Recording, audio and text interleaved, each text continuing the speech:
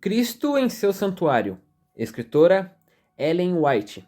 Capítulo 6, Daniel 8:14 e Passos nos misteriosos desígnios de Deus. A obra de Deus na Terra apresenta, século após século, uma surpreendente semelhança em todas as grandes reformas ou movimentos religiosos. Os princípios envolvidos no trato de Deus com os homens são sempre os mesmos. Os movimentos importantes do presente têm seu paralelo nos do passado, e a experiência da Igreja nos séculos antigos encerra lições de grande valor para o nosso tempo.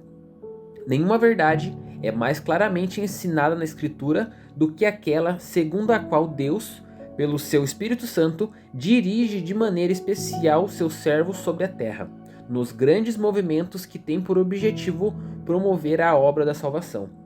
Os homens são instrumentos nas mãos de Deus, por ele empregados para cumprirem seus propósitos de graça e misericórdia. Cada um tem a sua parte a desempenhar. A cada qual é concedida uma porção de luz, adaptada às necessidades de seu tempo e suficiente para o habilitar a efetuar a obra que Deus lhe deu a fazer. Nenhum homem, porém, ainda que honrado pelo céu, já chegou a compreender completamente o grande plano da redenção, ou mesmo a aquilatar perfeitamente o propósito divino na obra para o seu próprio tempo. Os homens não compreendem plenamente o que Deus deseja cumprir pela missão que lhes confia. Não abrangem, em todos os aspectos, a mensagem que proclamam em seu nome.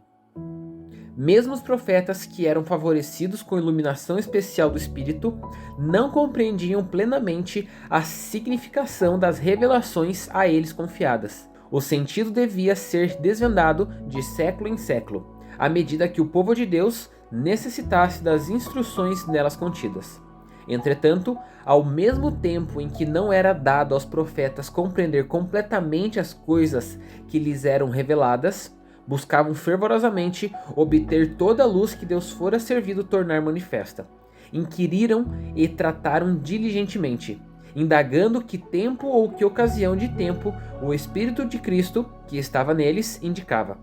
Que lição para o povo de Deus na era cristã, para o benefício do qual foram dadas aos seus servos estas profecias, aos quais foi revelado que não para si mesmos, mas para nós, eles ministravam.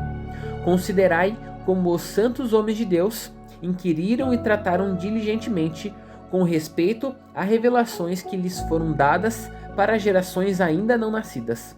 Comparai seu santo zelo com a descuidada indiferença com que os favorecidos dos últimos séculos tratam este dom do céu. Que reprovação aquela indiferença comodista e mundana, que se contenta em declarar que as profecias não podem ser compreendidas. A experiência dos apóstolos, uma lição objetiva.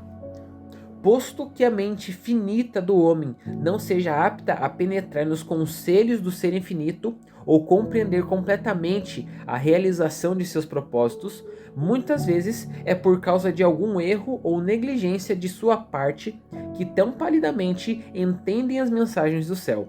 Com frequência, a mente do povo e mesmo dos servos de Deus se acha tão cegada pelas opiniões humanas, as tradições e falsos ensinos, que apenas pode parcialmente aprender as grandes coisas que ele revelou em sua palavra. Assim foi com os discípulos de Cristo, mesmo quando o Salvador estava com eles em pessoa. Seu espírito se havia imbuído da ideia popular acerca do Messias como príncipe terreno, que exaltaria Israel ao trono do domínio universal, e não compreendiam o sentido de suas palavras predizendo seus sofrimentos e morte.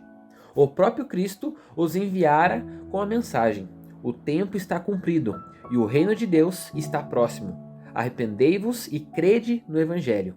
Marcos, capítulo 1, verso 15. Aquela mensagem era baseada na profecia de Daniel 9. Às 69 semanas, declarou o anjo, estender-se-iam até o Messias, o príncipe, e com grandes esperanças, o antecipado gozo, aguardavam o estabelecimento do reino do Messias em Jerusalém, a fim de governar sobre a terra toda. Pregaram a mensagem que Cristo lhes confiara, ainda que eles próprios compreendessem mal a sua significação. ao passo que seu anúncio se baseava em Daniel capítulo 9, verso 25. Não viam, no versículo seguinte do mesmo capítulo, que o Messias deveria ser tirado. Desde o nascimento haviam fixado o coração na antecipada glória de um império terrestre, e isto lhes cegava igualmente a compreensão das especificações da profecia e das palavras de Cristo. Cumpriram seu dever apresentando à nação judaica o convite de misericórdia e, então, ao mesmo tempo em que esperavam ver o Senhor ascender ao trono de Davi, viram-no ser agarrado como malfeitor, açoitado, escarnecido, condenado e suspenso à cruz do Calvário. Que desespero e angústia oprimiu o coração dos discípulos durante os dias em que o Senhor dormia no túmulo. Cristo viera no tempo exato e da maneira predita na profecia. O testemunho das Escrituras fora cumprido em todos os detalhes de seu ministério. Pregar a ele a mensagem da salvação, e sua palavra era com autoridade. O coração de seus ouvintes havia testemunhado ser ela do céu. A palavra e o Espírito de Deus atestavam a missão divina do Filho. O que os discípulos haviam anunciado em nome do Senhor era correto em todos os pormenores, e os acontecimentos preditos estavam mesmo então a ocorrer. O tempo está cumprido. O reino de Deus está próximo. Havia sido a sua mensagem. A terminação do tempo, as 69 semanas de Daniel 9, as quais se deveriam estender até o Messias, o ungido, Cristo recebera a unção do Espírito, depois de batizado por João no Jordão. E o reino de Deus, que eles declararam estar próximo, foi estabelecido pela morte de Cristo. Este reino não era, como eles haviam sido ensinados a crer, um domínio terrestre. Tampouco devia ser confundido com o reino futuro, imortal, que será estabelecido quando o reino, o domínio e a majestade dos reinos debaixo de todo o céu serão dados ao povo dos santos do Altíssimo, reino eterno no qual todos os domínios o servirão e lhe obedecerão. Daniel, capítulo 7, verso 27. Conforme é usada na Bíblia, a expressão reino de Deus designa tanto o reino de graça como o de glória. O primeiro é apresentado por Paulo na Epístola aos Hebreus. Depois de apontar para Cristo, o compassivo intercessor que pode compadecer-se de nossas fraquezas, diz o apóstolo: cheguemos, pois, com confiança ao trono de graça, para que possamos alcançar misericórdia e achar graça. Hebreus, capítulo 4, verso 16. O trono de graça representa o reino da graça, pois a existência de um trono implica a de um reino. Em muitas parábolas, Cristo usa a expressão o reino dos céus para designar a obra da graça divina no coração dos homens. Assim, o trono de glória representa o reino de glória, e a este reino fazem referências as palavras do Salvador: quando o Filho do Homem vier em sua glória e todos os santos anjos com ele, então se assentará no trono de sua glória, e todas as nações serão reunidas diante dele. Mateus, capítulo 25, versos 31 e 32. Este reino está ainda no futuro, não será estabelecido antes do segundo advento de Cristo. O reino da graça foi instituído imediatamente depois da queda do homem, quando fora concebido um plano para a redenção da graça culpada. Existiu ele então no propósito de Deus e pela sua promessa, e mediante a fé os homens podiam tornar-se súditos seus. Contudo, não foi efetivamente estabelecido antes da morte de Cristo.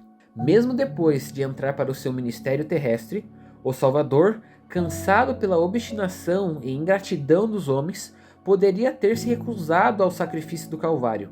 No Getsêmani, a taça de amarguras tremia-lhe na mão. Ele poderia, naquele momento, ter enxugado o suor de sangue da fronte, abandonando a raça criminosa para que perecesse em sua iniquidade. Houvesse ele feito isto, e não teria havido redenção para o homem caído. Quando, porém, o Salvador rendeu a vida e, em seu último alento, clamou: "Está consumado", assegurou-se naquele instante o cumprimento do plano da redenção. Ratificou-se a promessa de libertamento, feita no Éden ao casal pecador. O reino da graça, que antes existira pela promessa de Deus, foi então estabelecido. Assim, a morte de Cristo, O próprio acontecimento que os discípulos encararam como a destruição final de suas esperanças foi o que as confirmou para sempre. Conquanto lhes houvesse acarretado cruel decepção, foi a prova máxima de que sua crença era correta. O acontecimento que os enchera de pranto e desespero foi o que abrira a porta da esperança a todo filho de Adão, e no qual se centralizava a vida futura e a felicidade eterna de todos os fiéis de Deus, de todos os séculos. Depois de sua ressurreição, Jesus apareceu a seus discípulos no caminho para Emaús, e começando por Moisés e por todos os profetas, explicava-lhes o que dele se achava em todas as Escrituras. Lucas, capítulo 24, verso 27. Comoveu-se o coração dos discípulos, avivou-se-lhes a fé. Foram de novo gerados para uma viva esperança, mesmo antes que Jesus se lhes revelasse. Era propósito de Cristo iluminar-lhes o entendimento, firmando-lhes a fé na firme palavra da profecia. Desejava que no espírito deles a verdade criasse sólidas raízes, não meramente porque fosse apoiada por seu testemunho pessoal, mas por causa da evidência inquestionável apresentada pelos símbolos e sombras da lei típica e pelas profecias do Antigo Testamento.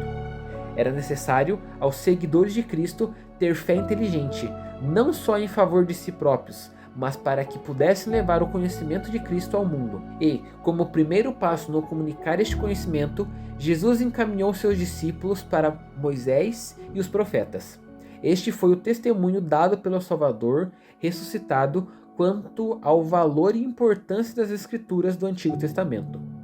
Que mudança se operou no coração dos discípulos ao contemplarem mais uma vez o amado semblante do Mestre. Lucas, capítulo 24, verso 32. Em sentido mais completo e perfeito do que nunca, haviam achado aquele de quem Moisés escreveu na lei e os profetas. A incerteza, a angústia e o desespero deram lugar à segurança perfeita e esclarecida fé. Não admira que, depois de sua ascensão, estivessem sempre no templo, louvando e bendizendo a Deus. O povo, sabendo apenas da morte ignominiosa do Salvador, procurava ver no rosto deles a expressão de tristeza, confusão e derrota. Viam, porém, ali alegria e triunfo. Que preparo receberam estes discípulos para a obra que se achava diante deles. A lição de 1844. A experiência dos discípulos que pregaram o Evangelho do Reino no primeiro advento de Cristo teve seu paralelo na experiência dos que proclamaram a mensagem de seu segundo advento. Assim como saíram os discípulos a pregar: o tempo está cumprido, o reino de Deus está próximo, Miller e seus companheiros proclamaram que o período profético mais longo e o último apresentado na Bíblia estava a ponto de terminar, que o juízo estava próximo e que deveria ser inaugurado o reino eterno. A pregação dos discípulos com relação ao tempo baseava-se nas 70 semanas de Daniel 9. A mensagem apresentada por Miller e seus companheiros anunciava a terminação dos 2.300 dias de Daniel, capítulo 8, verso 14, nos quais as 70 semanas fazem parte. Cada uma dessas pregações se baseava no cumprimento de uma porção diversa do mesmo grande período profético. Do mesmo modo que os primeiros discípulos, Guilherme Miller e seus companheiros, não compreenderam inteiramente o significado da mensagem que apresentavam. Erros que havia muito se achavam estabelecidos na igreja impediam-nos de chegar a uma interpretação correta de um ponto importante da profecia. Portanto, se bem que proclamassem a mensagem que Deus lhes confiara para transmitir ao mundo, em virtude de uma errônea compreensão de sentido, sofreram desapontamento. Explicando Daniel capítulo 8, verso 14. Até 2.300 tardes e manhãs, e o santuário será purificado. Miller, conforme já foi declarado, adotou a opinião geralmente mantida de que a terra é o santuário, crendo que a purificação deste representava a purificação da terra pelo fogo, a vinda do Senhor. Quando, pois, achou que o termo dos 2.300 dias estava definitivamente predito, concluiu que isto revelava o tempo do segundo advento. Seu erro resultou de aceitar a opinião popular quanto ao que constituiu o santuário. No cerimonial típico, sombra do sacrifício e sacerdócio de Cristo, a purificação do santuário era o último serviço realizado pelo sumo sacerdote no conjunto anual das cerimônias ministradas. Era a obra finalizadora da expiação, uma remoção ou afastamento do pecado de Israel. Prefigurava a obra final do ministério de nosso sumo sacerdote no céu, pela remoção ou obliteração dos pecados de seu povo, que se achavam registrados nos relatórios celestiais. Este trabalho envolve uma investigação e um julgamento, e isto precede imediatamente a vinda de Cristo nas nuvens do céu, com poder e grande glória. Quando ele vier, pois, todos os casos estarão decididos. Diz Jesus: o meu galardão está comigo, para dar a cada um segundo a sua obra. Apocalipse, capítulo 22, verso 12. É esta obra de julgamento que precede imediatamente a segunda vinda, que é anunciada na mensagem do primeiro anjo de Apocalipse, capítulo 14, verso 7. Temei a Deus e dai-lhe glória, porque vinda é a hora do seu juízo. Os que proclamaram esta advertência deram a mensagem devida no devido tempo. Mas, assim como os primitivos discípulos, baseados na profecia de Daniel 9, declararam: o tempo está cumprido e o reino de Deus está próximo. Ao mesmo tempo em que deixaram de perceber que a morte do Messias estava predita na mesma passagem, de igual modo, Miller e seus companheiros pregaram a mensagem baseados em Daniel, capítulo 8, verso 14, e Apocalipse, capítulo 14, verso 7, e deixaram de ver que havia ainda outras mensagens apresentadas em Apocalipse 14, que também deveriam ser dadas antes do advento do Senhor. Assim como os discípulos estiveram em erro quanto ao reino a ser estabelecido no fim das 70 semanas, também os adventistas se enganaram em relação ao fato a ocorrer a terminação dos 2.300 dias. Em ambos os casos, houve aceitação de erros populares, ou antes, uma aderência a eles, cegando o espírito à verdade. Ambas as classes cumpriam a vontade de Deus, apresentando a mensagem que ele desejava fosse dada, e ambas, pela sua própria compreensão errônea da respectiva mensagem, sofreram desapontamento. Não obstante, Deus cumpriu seu misericordioso propósito, permitindo que a advertência do juízo fosse feita exatamente como foi. O grande dia estava próximo e, pela providência divina, o povo foi provado em relação ao tempo definido, a fim de que lhes fosse manifesto o que estava em seu coração. A mensagem era destinada à prova e purificação da igreja. Esta deveria ser levada a ver se suas afeições estavam postas neste mundo ou em Cristo e no céu. Professavam amar o Salvador. Deveria agora provar seu amor. Estavam os crentes dispostos a renunciar às esperanças e ambições mundanas, acolhendo com alegria o advento do Senhor? A mensagem tinha por fim habilitá-los a discernir seu verdadeiro estado espiritual. Foi misericordiosamente enviada a fim de despertá-los para que buscassem o Senhor com arrependimento e humilhação. O desapontamento, outro sim, embora resultado da compreensão errônea por parte dos crentes da mensagem que apresentavam, deveria redundar para o bem. Poria à prova o coração dos que haviam professado receber a advertência. Em face de seu desapontamento, abandonariam eles temerariamente sua experiência cristã, renunciando à confiança na palavra de Deus? Ou procurariam, com oração e humilde, discernir em que tinham deixado de compreender o significado da profecia? Quantos haviam sido movidos pelo temor, por um impulso do momento ou excitação? Quantos eram de ânimo indeciso e incrédulos? Multidões professavam amar o aparecimento do Senhor, quando chamadas a suportar o escárnio e opróbrio do mundo e a prova da demora e do desapontamento, porventura renunciariam à fé? Porque não compreendessem de pronto o trato de Deus, rejeitariam essas pessoas verdades sustentadas pelo mais claro testemunho da palavra divina? Esta prova revelaria a força dos que com fé verdadeira haviam obedecido ao que acreditavam ser o ensino da palavra e do Espírito de Deus. Ensinar-lhes-ia, o que unicamente tal experiência poderia fazer, o perigo de aceitar as teorias e interpretações de homens, em vez de fazer com que a Bíblia seja seu próprio intérprete. Aos filhos da fé, a perplexidade e tristeza resultantes de seu erro operariam a necessária correção. Seriam levados a um estudo mais acurado da palavra profética. Seriam ensinados a examinar mais cuidadosamente o fundamento de sua fé e rejeitar tudo que, conquanto amplamente aceito pelo cristianismo, não estivesse fundamentado nas escrituras da verdade.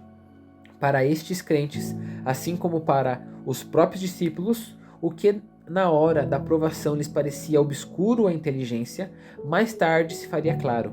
Quando vissem o fim do Senhor, Tiago capítulo 5, verso 11, saberiam que, apesar da provação resultante de seus erros, os divinos propósitos de amor para com eles estiveram continuamente a cumprir-se.